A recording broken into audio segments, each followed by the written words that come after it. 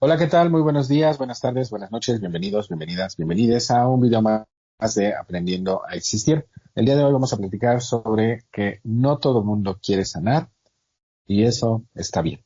Y vamos a platicar sobre ello con Ana Paula. Bienvenida, Ana Paula, ¿cómo estás? Hola Carlos, pues bien, este capítulo me pareció demasiado interesante con respecto, yo creo que eh, sobre todo porque aquí estamos involucrando a dos personas, aunque no pareciera, porque al menos pues, vamos a hablar de la persona que quiere o no quiere sanar como decisión individual, pero siempre si estamos viendo a esta persona como individuo, significa que hay un observador que ve o juzga que alguien está bien o está mal o que necesita hacer un cambio, ¿no? Entonces también intrínsecamente estamos hablando de esa otra persona que está juzgando o que está determinando que el otro está bien o está mal. Y creo que en cualquiera de las situaciones podemos estar, y lo más interesante es que posiblemente hayamos estado ahí, ¿no? Tanto para la posición de los que decimos que nosotros estamos bien y que para nosotros es lo correcto estar en esta situación de,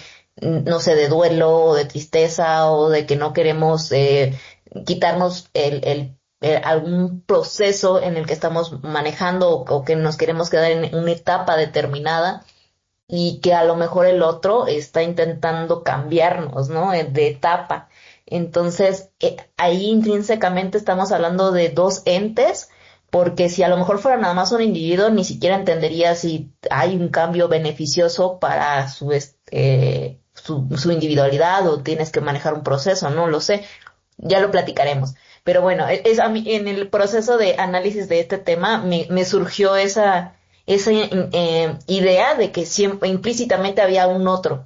Sí, efectivamente, aquí estaríamos hablando de un acompañante o un espectador o un Ujú. familiar o una pareja o un amigo, una amiga que está acompañando a la persona que se siente mal y que de alguna manera identifica quizá que esa persona no quiere sanar, ¿no? Entonces, lo primero que me parece pertinente para abordar el tema sería diferenciar la palabra curar de sanar. Habitualmente, aunque se pueden ocupar de como si fueran sinónimos, se enfoca sobre todo en la parte de curar a la cuestión física, curar una herida, curarse de una operación, curarse de alguna situación que involucre al cuerpo como tal. Y en la parte de sanar nos referimos más a un bienestar emocional, superar situaciones traumáticas, superar duelos, sentir una estabilidad autorreferenciada, es decir, que la persona genuinamente, más allá de cómo le observan los demás, se sienta con mucho mejor ánimo, se sienta menos triste, se sienta con más energía. Entonces, sanar es un proceso que tiene que ver más con una recuperación, sobre todo emocional o psicológica. Y por eso me parece que es muy interesante porque habitualmente uno podría pensar que toda la gente quiere sanar, toda la gente quiere superar alguna situación dolorosa o traumática, y habrá otro grupo de personas que diga que no todo el mundo quiere, sin embargo todo el mundo debe, ¿no? Ujú. Que es como una obligatoriedad, que es como parte de nuestro objetivo último en la vida, el tratar de estar lo más sanos posibles. Que eso también es parte de la idea que mucha gente tiene de que todos debemos de ser felices, ¿no? Que es como nuestra misión última en la vida. Ujú. Entonces va muy de la mano y por eso me parece que es muy interesante, porque aunque parece extraño, hay gente que no quiere sanar, y hay gente que sí quiere sanar, sin embargo, todavía no se siente con la posibilidad de hacerlo y hay que diferenciar, ¿no? Porque habitualmente les ponemos en el mismo grupo y me parece que es un grupo totalmente diferente. Las personas que habitualmente quieren sanar y que no se sienten con la energía suficiente es porque en muchas ocasiones están en situaciones de depresión y evidentemente, aunque quisieran salir de ahí, genuinamente desearían ya no sentirse así, no hay suficiente energía en su cuerpo, en su cerebro, para que pueda de alguna manera afrontar el día a día. Y por eso habitualmente duermen mucho o inician algo y rápidamente lo dejan de hacer porque no hay suficiente batería. Y hay otro grupo, que es un poco del que estaremos hablando más aquí, que conscientemente decide no sanar. Y hay ventajas que ese grupo puede tener precisamente al optar conscientemente por no sanar. Es decir, es gente que sin estar eh, en depresión, aunque podrían también estarlo, deciden que no van a hacer lo necesario o el trabajo pertinente, los ejercicios terapéuticos para poder salir de esa situación. Es como cuando yo me llevo mal, por ejemplo, con alguien de mi familia y decido no hacer ningún ejercicio consciente para tratar de que ese malestar disminuya en mí o para que esa relación se restablezca o para que funcione mejor. Yo decido no hacerlo. Y entonces, evidentemente, estoy consciente de que eso implica que ese tema no va a poder sanar.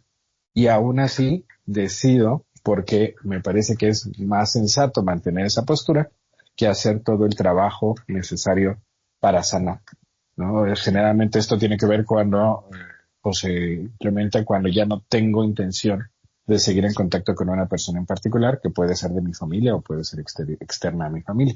Entonces, me parece que es muy interesante porque mucha gente cree que todo el mundo quiere sanar, que todo el mundo debe sanar, y como que se olvidan de que hay un grupo de personas que podemos, incluso probablemente todos nosotros en algún aspecto en particular, podemos decidir no querer sanar, no querer hacer lo necesario para estar mejor en ese sentido. Y me parece que es total y completamente válido porque esto habla de nuestra libertad, de nuestro libre albedrío, de nuestra capacidad de decidir sobre nuestra propia vida.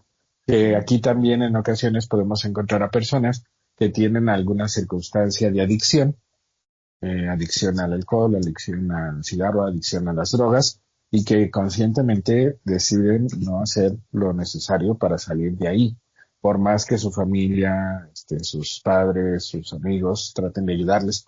Y me parece que es interesante sobre todo hablar de este tema en conjunto con la otra persona, porque la otra persona quizá le conviene hacer un ejercicio de aceptación al entender que no pueden forzar el cambio de otro ser humano. Entonces, es muy interesante porque, como bien lo mencionaste, aunque teóricamente solo estamos hablando de una persona, Ujú. generalmente estaríamos hablando de esa persona y su acompañante o sus acompañantes o sus familiares o sus cuidadores, que en muchas ocasiones no logran entender qué está pasando con la persona y que paradójicamente, mientras más le presionan, probablemente más refuerzan su actitud de no querer sanar.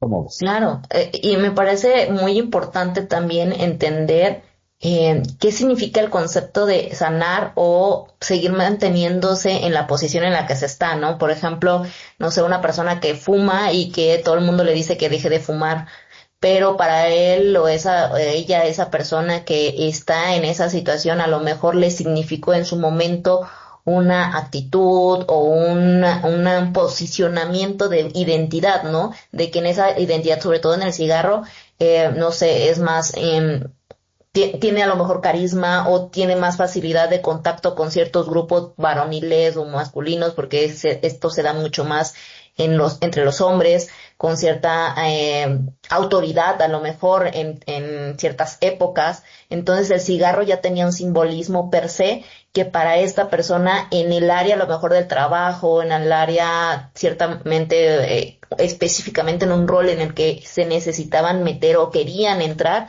eso ya les significaba un simbolismo. Entonces, muchas veces creo que también ciertos actos que tenemos y que otros consideran buenos o malos porque prejuzgan, eh, ya hay un punto donde tú decides mantener un acto tal vez hasta malo para ti, pero que tu cuerpo todavía lo acepta y tú no quieres hacer el cambio, no sé, tomar refresco, a lo mejor asistir al casino o hacer ciertos gastos que no son tan necesarios, ¿no? Pero que te llevan a un simbolismo tan involucrado con a lo mejor una herida de abandono, con el vacío interno, con alguna característica que tú tienes dependencia y que quieres resarcir con ese acto específico. Entonces, precisamente a lo mejor lo que unas personas pueden ver como algo malo y que te quieren cambiar hacia a lo mejor lo que se podría decir algo más positivo o una actividad más menos nociva para tu salud, implica que están peleando con el símbolo, el significado de lo que tú le implicaste a este acto.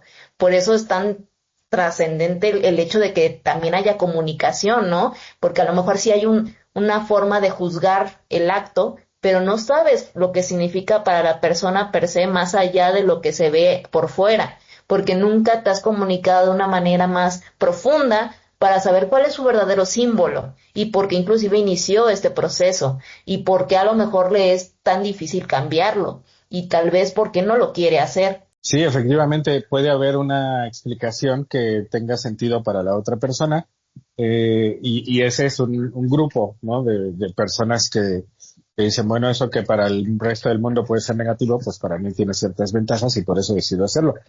También hay otro grupo que podríamos decir que tiene una postura a lo mejor existencialista, que parte de la idea de que nos vamos a morir, de que en algún momento todos dejaremos de existir, que nuestra relevancia en el mundo es ínfima, que en realidad no tiene tanta relevancia, tanta importancia en aquello que nos han hecho creer, y que de alguna manera logra seguir aquí, en lugar de suscribirse drásticamente, logra seguir aquí haciendo pequeñas acciones que de todas maneras le llevarán al mismo resultado, sin embargo lo harán de manera más paulatina, Ujú. ¿no? Las adicciones, el alcohol, las drogas, el cigarro. Muchas personas están total y completamente conscientes del daño que todas estas conductas pueden derivar, pueden generar. Sin embargo, al mismo tiempo, conscientemente es como una forma de ir en esa dirección, solo que sin hacerlo tan drásticamente como algunas otras personas que toman una decisión tajante, ¿no? De Ujú. suscribirse de la vida rápidamente. Digamos que es como una desuscripción, paulatina, a Abonada. mensualidades, exacto, así, a bonos chiquitos, y me parece que es interesante porque en realidad no es que vean nada positivo en ello. Están conscientes de que no hay nada positivo, están conscientes de que esto terminará perjudicando su salud, perjudicando su calidad de vida, perjudicando incluso el tiempo que probablemente puedan seguir con vida, y conscientemente deciden hacerlo porque parten de la idea de que es de las pocas libertades que se pueden tener en la vida, ¿no? El decidir cómo la quieres vivir, hasta el día en que esto finalice, porque también hay una imprevisibilidad en la vida que a veces mucha gente actúa como si esa imprevisibilidad no estuviera presente. Es Claro. decir, como si yo como bien, duermo bien, hago ejercicio, pues Hago seguro el voy a vivir checklist hasta del los bienestar. 90. Exacto, seguro voy a vivir hasta los 90 y voy a estar muy Ujú. bien. Sin embargo, hay una imprevisibilidad relacionada con accidentes, terremotos, erupciones, guerras, etcétera, que terminan generando que mucha gente, lamentablemente, pues aunque haya hecho todo el checklist, lamentablemente por alguna circunstancia de estas, fallezca. Entonces sí me parece que es interesante el entender que sí es verdad, hay gente que logra verle el lado positivo y por eso decide no cambiarlo, y hay otro grupo que está en el mismo lugar, decide no cambiarlo, sin embargo, no porque logre ver algo positivo, sino porque consciente de que no tiene nada positivo, decide que para esa persona en particular tiene sentido seguir en esta conducta, porque nada de lo demás tiene sentido, ¿no? Es como el acto último de libertad, ¿no? Yo decido Rebeldía. qué hago conmigo, ¿no? Y me parece que es válido siempre y cuando no termines afectando a una tercera Ujú. persona, porque en muchas ocasiones justo por eso se ha regulado, por ejemplo, el consumo del cigarro, porque bueno, yo tengo la libertad de fumar si quiero, siempre y cuando con eso no termine afectando a Sí, otra claro. persona, y por eso se reguló en ciertos lugares públicos ya no permitirlo. Entonces me parece que es interesante en este grupo, sobre todo esta perspectiva existencialista, en la cual una forma de seguir estando aquí, sin querer desuscribirse de inmediato, pues es justo haciendo esas pequeñas acciones, dentro de las cuales pueden estar incluso acciones negativas para la salud, ¿no? Ujú. Que sin embargo, pues nos pueden permitir de alguna manera hacer que la vida siga teniendo cierto sentido para la persona en particular. ¿Cómo Claro. ves? Y me parece interesante, bueno, como que dividir aquí, a lo mejor, no sé si la parte del checklist, por ejemplo, hay un checklist de la salud y el bienestar físico y hay un checklist de la salud y el bienestar emocional o mental. Entonces, aquí creo que también ya se creó una cultura del bienestar y que teniendo estas cositas bien determinadas y realizándolas, comiendo bien, haciendo ejercicio, descansando, haciendo meditación, yendo a terapia, haciendo, no sé, a lo mejor muchos hasta acercándose a la religión porque lo ven como muy similar a la terapia, haciendo este checklist, vas a sanar o vas a estar bien o por lo menos teniendo como un acercamiento a, ¿no? Como por lo menos una estabilidad emocional, pues digámoslo así. Entonces, ¿crees que forzosamente tienes que estar teniendo estas actividades para poder tener una vida feliz o sana? ¿O crees que nos podríamos saltar y solamente podríamos decir yo quiero esta, yo quiero esta, yo quiero el otro? O sea, ir eligiendo o forzosamente el hecho de que tengamos este checklist realizado es la parte donde vamos a ser más tranquilos o estables emocionalmente. La investigación demuestra que no necesito seguir como tal un checklist, siempre y cuando yo determine cuáles serían los principales aspectos que en mi caso tienen sentido. Por ejemplo, hay gente que no necesariamente come bien, no necesariamente se ejercita, no necesariamente duerme adecuadamente y en términos generales, cuando se le pregunta cómo se siente, puede decir que se siente bien, tranquila, en paz, feliz. Y hay otras personas que comen muy bien, se ejercitan cotidianamente, duermen de maravilla, y cuando se les pregunta, no refieren sentirse felices. Entonces, más allá de las condiciones que evidentemente la investigación también arroja que hay como ciertos requerimientos mínimos a partir de los cuales ya la ausencia o la disminución de otros estímulos deja de ser relevante, sí es pertinente entender que en realidad no es necesario seguir todo un checklist del bienestar. Este checklist en realidad, pues o sea, cada nueva generación se le van agregando algunas cosas y les van quitando algunas previas. Y me parece que en general lo idóneo es entender cómo gestionar nuestras emociones y tratar de encontrar un método que nos permita genuinamente poder hacerlo, hacer catarsis y luego tomar mejores decisiones a partir de ello.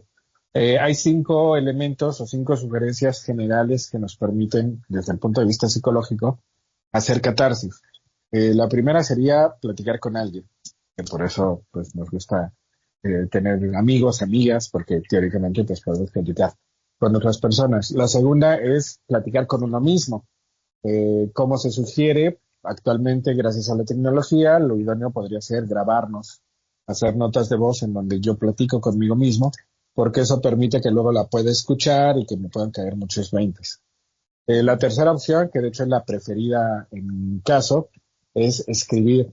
Porque escribir lo que genera es que yo reordene mis ideas y que pueda ir mucho más profunda en encontrar la raíz del por qué me siento como me siento, por qué pienso como pienso. El problema es que es muy cansado. Entonces, sobre todo cuando tenemos depresión, es uno de los ejercicios más difíciles que nos pueden dejar hacer.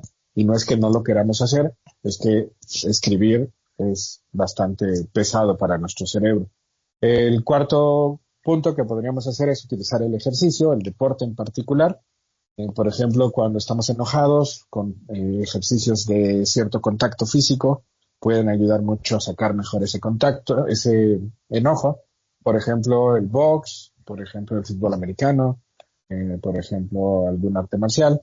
Y, por ejemplo, el miedo es más fácil que lo podamos sacar corriendo. Entonces, ejercicios relacionados con correr pueden ser de mucha utilidad. Y la quinta opción sería utilizar el arte. Entonces, si te percatas, estas opciones en realidad son antiquísimas. O Ujú. sea, desde que el ser humano existe en el planeta, pues hemos podido platicar, que existe el lenguaje, hemos podido platicar con alguien. Desde que existe la escritura, pues hemos podido escribir. Desde que existen ciertos deportes, pues los podemos implementar. Entonces, más allá de modas pasajeras o cambiantes que pueden de repente aparecer y desaparecer, por ejemplo, ahorita está muy de moda el meditar, el hacer yoga, el ir a pilates, etcétera. que me parece que son actividades geniales, sin embargo, no necesariamente son imprescindibles y que si yo no medito, no hago yoga ni hago pilates, significa que no estoy haciendo nada. Pues no, Ajá. si yo hago por lo menos alguna de estas 5 actividades, y lo idóneo sí sería tratar de hacer por lo menos una de estas 5 que mencionamos al día. Ujú. Por ejemplo, a lo mejor hoy, que es martes, pues platico con una amiga. Mañana hago una nota de voz. Pasado mañana me pongo a escribir. Al siguiente día voy a hago ejercicio y al siguiente día voy y hago, no sé, algo con plastilina, no con cero, eh, con barro, ¿no? O arcilla. Y luego sábado y domingo, pues puedo repetir alguna de estas 5. Y ya. Y si te percatas, muchos de nosotros lo hacemos sin darnos cuenta. Probablemente hacemos cotidianamente esto y no sabíamos que era terapéutico. Entonces, podemos sanar relativamente fácil si es que queremos genuinamente hacerlo. La parte interesante es, no siempre queremos hacerlo. Y me parece que también es válido ser muy honestos con nosotros mismos y decir, no lo quiero hacer. A la psicoterapia, por ejemplo, es muy común que la gente llegue obligada, Sí. sobre todo cuando es terapia de pareja. Y casi siempre el que viene obligado es el esposo, porque la esposa le dijo, o vamos a terapia de pareja o terminamos. Entonces, cuando hacemos algo de manera obligada, No difícilmente funciona. funciona. Entonces, creo que gran parte del por qué mucha gente la terapia no les funciona, o el ejercicio no les funciona, la dieta no les funciona, o lo que quieren cambiar no les funciona, es porque en el fondo, en el fondo, en el fondo, no lo quieren hacer. Y a mí me parece que es mucho más sensato aceptar que no lo quiero hacer y enfocarme a otra cosa, pues me dan ganas, ¿no? Que a lo mejor pueden pasar 2, 3 meses, que forzarme a hacer algo que genuinamente no quiero hacer, porque como no va a salir bien, eso me va a desmotivar todavía más. Y voy a empezar a pensar que eso no es para mí, que yo no tengo capacidad de lograr eso, que yo no tengo capacidad de sanar, cuando en realidad en este momento no es mi prioridad. ¿Cómo ves?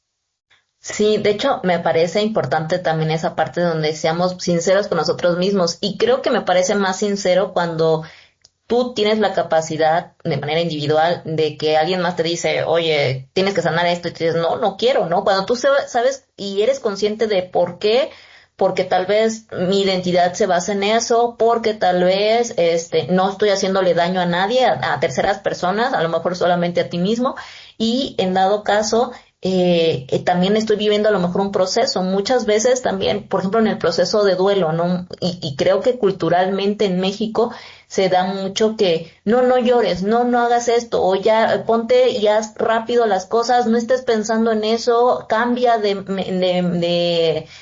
no sé, entretente en otras cosas, sé productivo en otras cosas y no vivas tu proceso de duelo, no, no llores, no te acuerdes de esta persona si a lo mejor es un duelo por pérdida. Y ya no piensas en eso, solamente bloquéalo, ¿no? Como si nunca jamás hubiese existido. Entonces, eso también es raro, doloroso. Tal vez tú necesitas un proceso largo de tiempo, necesitas llorarle a las personas que ya no están contigo y el que a lo mejor les incomode a las otras personas es un problema de ellos, no tuyo, porque tú estás consciente de cuáles son las etapas de duelo y cuáles son tus necesidades y que a lo mejor ese es un hecho importante que tienes que vivir para poder procesarlo y para poder sanar, porque creo que también nosotros tenemos que ser conscientes de cómo nosotros somos, cuál es nuestro carácter, cuál es nuestro proceso, cuáles son las actividades que nos hacen sentir bien, desahogados. Entiendo que puede haber un punto en donde sí necesites una ayuda, que a lo mejor ya sea un proceso demasiado largo, que ya no estés a lo mejor haciendo cosas no sé, evidentemente que ya no puedas ir ni ir a trabajar y que todo se esté cayendo alrededor, que te estés derrumbando conscientemente. Y eso es otro proceso mucho más aparte, pero creo que culturalmente sí hay muchas personas genuinamente que no te permiten ni siquiera llorar al tercer día, ¿no? O sea, ya falleció alguien y ya al tercer día ya quieren que te levantes, que te vayas a trabajar, que empieces a hacer cosas, que no te preocupes. Y eso me parece demasiado hasta violento, porque uno tiene que pasar su duelo.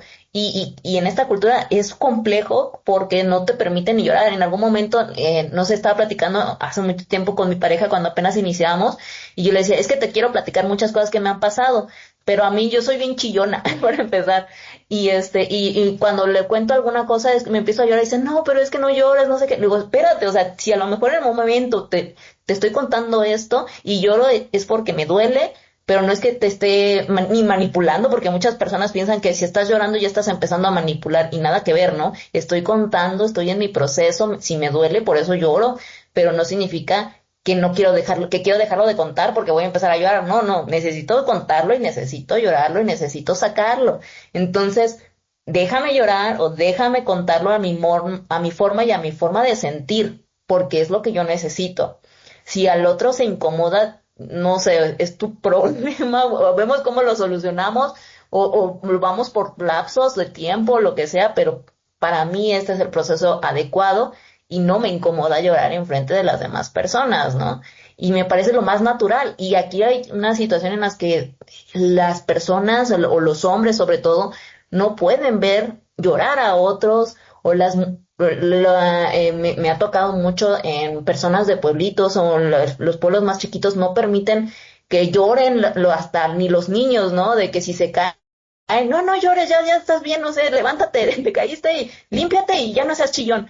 Y hasta les pegan otra vez con tal de que no lloren. O sea, ¿qué proceso te estás teniendo o están haciendo para que el llorar sea tan incómodo para todo mundo, que no puedas ni siquiera sufrirlo tantito, no, o sea, hay que sacarlo, no es que te vayas a quedar llorando una semana porque te caíste, pero en ese momento límpiate, abrazo, apapacho, no pasa nada, sácalo, cómo te sientes, te necesitas algo más y hasta ahí, y solito va a dar, pero si no se te queda ahí guardado y es peor.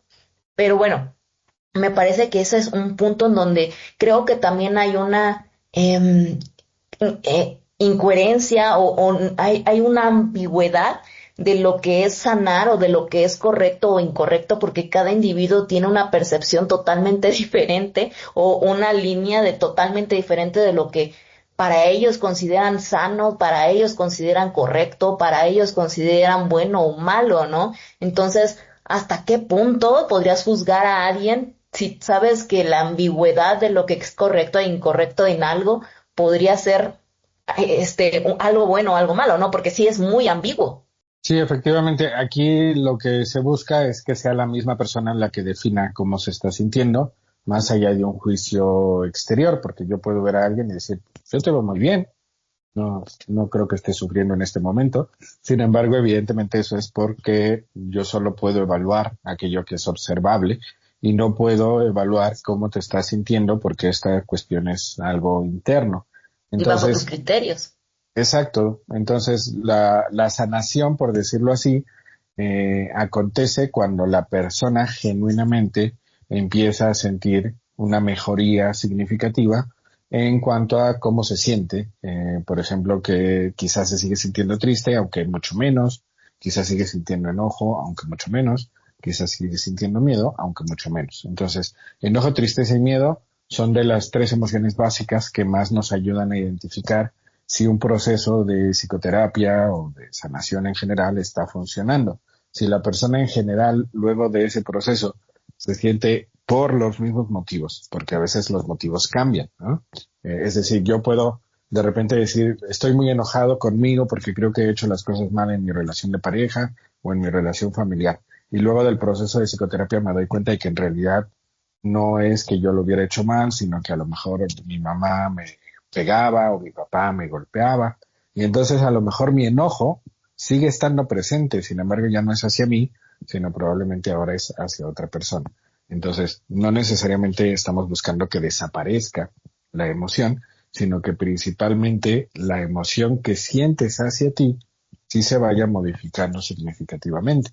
Entonces, en un proceso de psicoterapia, lo que normalmente buscaríamos es eso, ver cómo estás en cuanto a nivel de tristeza, cómo estás en cuanto a nivel de enojo, cómo estás en cuanto a nivel de miedo y qué se puede hacer para tratar de modular un poco estas emociones, entendiendo que nunca las vamos a poder desaparecer, porque ese es también otro mito que mucha gente tiene, que lo idóneo para decir que ya sanó es que ya no siente enojo, ya no siente tristeza, ya no siente miedo y nada de lo que le pasa le genera emociones.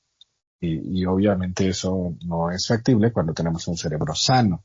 Lo que se Ah, buscaría es simple y llanamente entender que sanar significa que aquellas circunstancias que me han afectado en el pasado, ahora las puedo incluso platicar, sentir las mismas emociones, enojo, miedo, tristeza, sin embargo sentirlas de una manera más tranquila o menos desencadenantes del llanto, del deseo de romper cosas, de las ganas de salir corriendo, ¿no? Entonces, me parece que sí es importante entender que sanar es algo que solamente la persona lo puede determinar cuando hablamos de una cuestión emocional y por eso, por ejemplo, la felicidad en el ámbito de la psicología se le conoce como el bienestar subjetivo, es decir, solo la persona puede decir qué tan feliz es, porque hay personas en circunstancias de mucha pobreza, por ejemplo, que su bienestar subjetivo es alto. Y hay gente que tiene mucha riqueza y su bienestar subjetivo es muy bajo.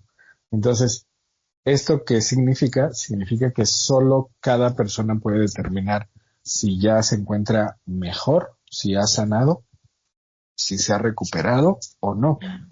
Y por eso es muy importante que escuchemos atentamente lo que la otra persona nos está comentando, más que nosotros decir, pues, yo ya te veo bien, ya estás listo, ¿no? Para hacer otras actividades. Y también es pertinente entender que vivimos en un sistema capitalista consumista que se ha enfocado cotidianamente en hacernos creer que todo lo que hacemos debe ser productivo.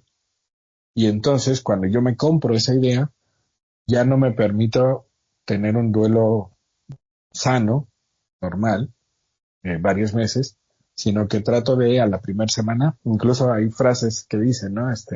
Yo termino con alguien, le lloro una semana y a la siguiente como si nada. Pues suena bien, sin embargo, no funciona así nuestro cerebro.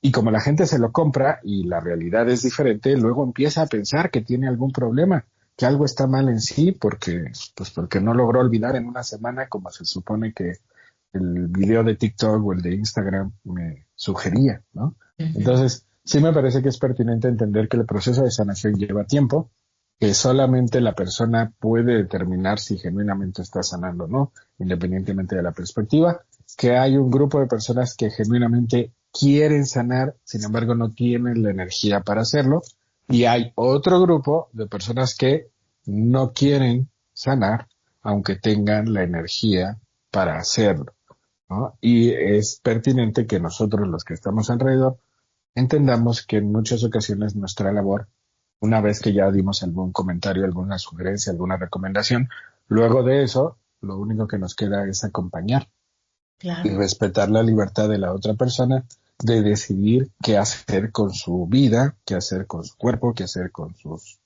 problemáticas. Que, ojo con eso, tampoco significa que yo me tengo que quedar ahí toda la vida acompañándole. Es decir, así como la otra persona tiene todo el derecho de decir, yo no quiero sanar de esto, no lo voy a trabajar y no me importa, yo también tengo el derecho de decir, respeto tu decisión y no es lo que yo quiero. No quiero quedarme aquí acompañándote. Y entonces también yo tengo la posibilidad de hacerme a un lado. Claro, y me parece muy importante esta parte de la otra persona, del acompañante, sobre todo de analizar, hay personas que están muy puntuales y constantemente pidiendo un cambio o que sanes o que hagas algo, ¿no? Y no sé si en dado caso ellos quieren tener un papel de salvadores o hay diferencia entre un salvador y un acompañante, porque también está esa parte donde desde dónde estás queriendo cambiar al otro, porque a lo mejor tú tienes una propia herida, un propio interés del cambio, donde vas a obtener un beneficio, desde dónde viene este beneficio y el beneficio específico, el beneficio para quién va a ser más benéfico, para la persona que va a sanar o va a hacer el proceso o para ti, ¿no? Entonces, ahí desde dónde viene el que quieras modificar la actitud o la acción de otro y si es como acompañante tienes las herramientas necesarias para ser un acompañante, nada más estar ahí presente y las herramientas necesarias también hablo desde si tú te sientes suficientemente capaz de poner límites sanos para poder decir hasta aquí te acompaño, como tú bien mencionas, ¿no? Porque si a lo mejor ya el hecho de que la otra persona está en una actitud, no sé si violenta o muy preocupante, a lo mejor con algún tipo de adicción, que eso ya pone en peligro a las personas que están a su alrededor, pues entonces sí es una situación de distancia, ¿no? Aquí yo creo que mucho se da en los padres, por ejemplo, cuando los hijos están más descarriados y no saben qué hacer y entonces influyen mucho porque sobre todo cuando es un tema de padre e hijo, tú quieres y te estresas porque necesitas un cambio y se supone que tú eres parte de esta guía y tú le tienes que decir qué hacer o qué no hacer y es bien complejo no sé, ser un acompañante desde el punto donde tú eres el amigo y tú te puedes lavar un poquito más las manos y el ser a lo mejor padre que se supone que tiene ciertas responsabilidades con esta persona, eres su guía, eres su tutor, eres su mentor, eres el que le tiene que enseñar qué es lo que se hace, lo que no se hace. Entonces, en estas implicaciones, ¿cómo se maneja una dinámica de acompañamiento sin que tengas que a lo mejor salvarlo o estar en este papel tan abrumador? Porque es bien delicado, es una línea muy delgada, me parece. Sí, bueno, aquí es importante identificar que se tienen que hacer por lo menos tres cosas si tú estás acompañando a alguien en un proceso de sanación, ya sea a una persona que está en un duelo, a una persona que está en depresión, a una persona que tiene alguna problemática, a lo mejor de adicción o de alcoholismo, de algo con lo que está lidiando desde hace un rato. Lo primero que necesitamos es identificar que yo no puedo dejar de cuidarme por cuidar al otro. Es decir, puedo cuidarme en conjunto con el otro. Esto habitualmente se conoce como el síndrome del cuidador, que es yo me desvivo por cuidar al otro y entonces yo dejo de comer, yo dejo de bañarme, yo dejo de ir a trabajar, yo dejo de hacer las cosas que necesito hacer simple y llanamente pues por una cuestión de autocuidado. Entonces lo primero que necesito es no descuidar mi autocuidado, porque si lo empiezo a descuidar es cuando empiezo a entrar como en esta situación ya no de acompañar, sino de sacrificarme por el otro, y es ahí cuando ya entraría un poco en este papel de creerme o convertirme en el salvador, ¿no? Querer convertirme en el salvador. Entonces, un factor relevante es la parte del autocuidado, otro factor relevante es la parte de la escucha, de más que sugerir, más que dar consejos, recomendaciones, decirle ya báñate, ya párate, ya ven acá, ya hacer, un poco como primero escuchar cómo se siente genuinamente el otro y también validar su sentir. Porque si yo cotidianamente empujo a la otra persona, puede que en algunos momentos ese empujarle genuinamente le levante de la cama ese día. El problema es, ¿y mañana que yo no esté? Porque mañana me toca a mí ir a trabajar. ¿Quién lo va a empujar?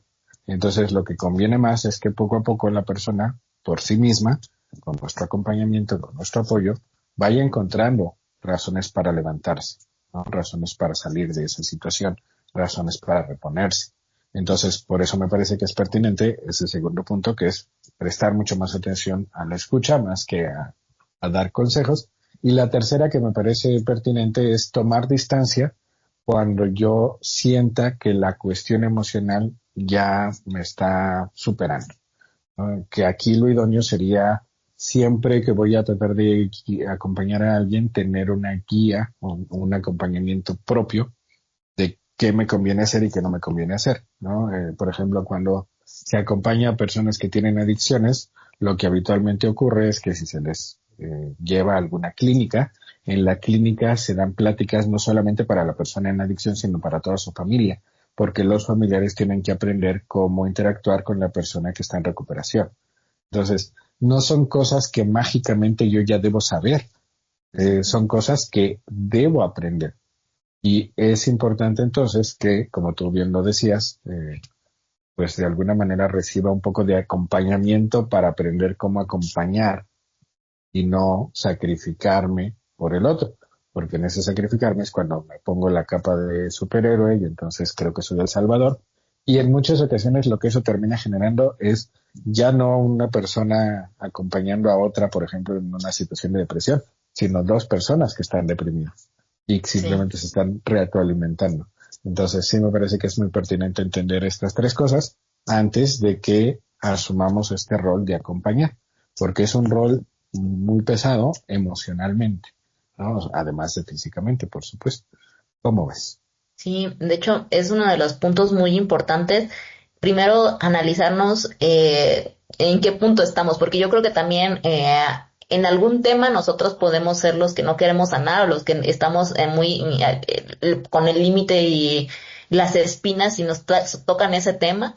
Y en otro punto nosotros somos los que queremos hacer cambiar a otro o que vea nuestra perspectiva de cómo mejorar en algún tema o cómo hacer las cosas mejor y que la otra persona esté renuente, ¿no? Y entonces en este concepto también hacer nuestro proceso interno de trabajar nuestros límites, de trabajar nuestro autoconocimiento, de trabajar nuestra paciencia y también de conocer específicamente si sobre todo estamos muy concentrados en un tema con alguien en específico, el por qué estamos tan preocupados por ese tema, el entender si la otra persona qué tan preocupante es, si cambia o no cambia, y si este problema es, o, no sé, a un nivel muy alto de que, no sé, ya llega a afectar su vida en específico, en cuánto tiempo podría ya tener una afectación real, o sea, tener ciertas medidas variables, ¿no? Porque para todo esto hay instituciones, inclusive si es en cosa de una adicción, por ejemplo, ¿no? Pero ya sería a lo mejor ir con profesionales, porque si generalmente si es algo demasiado importante, demasiado que atenta con la vida de otra persona, ya tendríamos que asistir a una institución.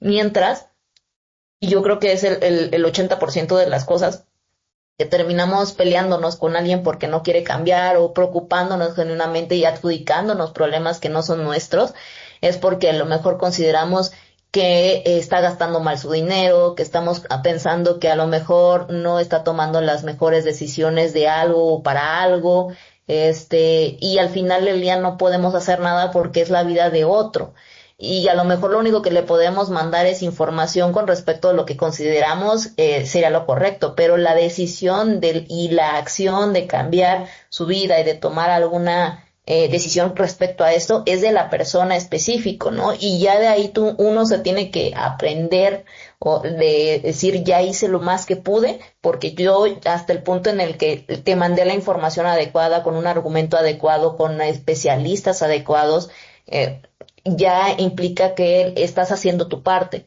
Y sin embargo, si alguien no quiere tomarla o alguien no quiere tomar la acción adecuada, tenemos que pasar el proceso de aceptación. Y el que nos cause mucha incomodidad, ese sería nuestro propio proceso que deberíamos de estar más atentos de por qué no nos sentimos tan incómodos, por qué no aprendemos a soltar, por qué nos causa tanto aferramiento, ¿no? Por qué tanto esta incertidumbre. Digo, hay muchas veces, obviamente es porque amamos a las personas y quisiéramos que obtengan lo mejor y lo que nosotros consideramos mejor, porque todo también es subjetivo. No sabemos si lo que es mejor para nosotros es lo mejor para ellos.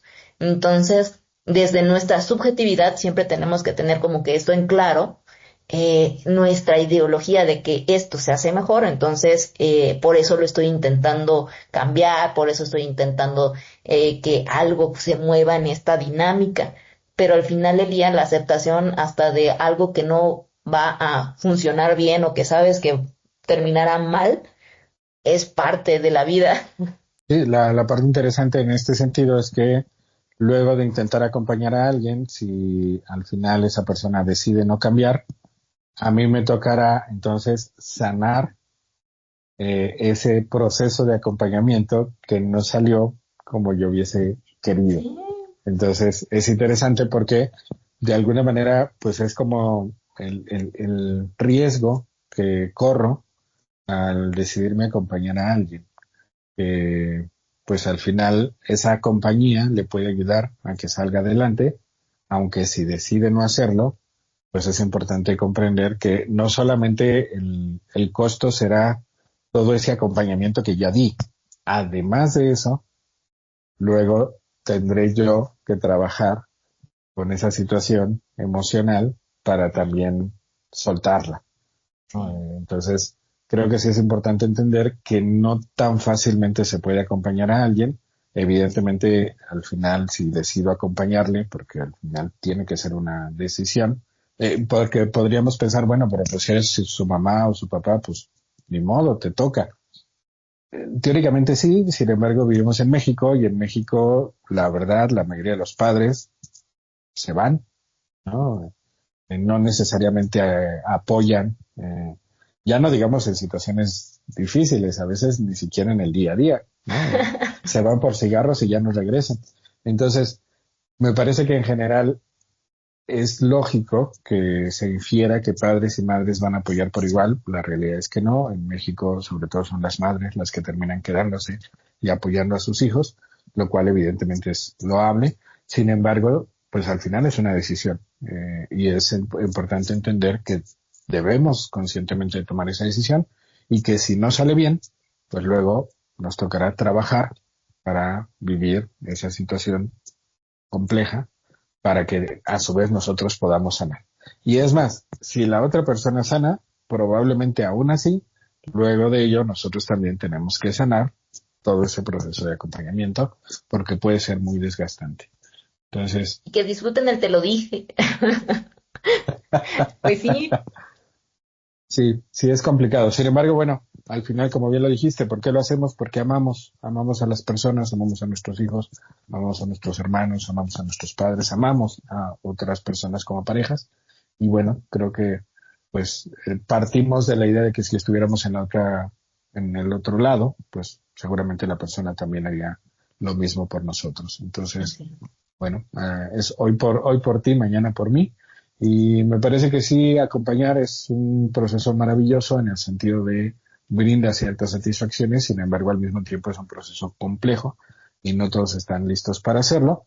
Entonces, bueno, creo que hay que prepararnos si queremos acompañar a alguien en su cambio y entender que puede existir la posibilidad de que decida no cambiar y pues también aprender a aceptarlo. Así es. Pues muchas gracias, Carlos. Me gustó muchísimo este programa, me pareció muy enriquecedor. Espero que les haya parecido igual de enriquecedor a todas las personas que nos están escuchando y si llegaron hasta aquí, pues por favor denle like. Recuerden que a psicoterapia no va la gente loca, sino la que quiere aprender a existir. Les mando un besote, un abrazote, cuídense mucho.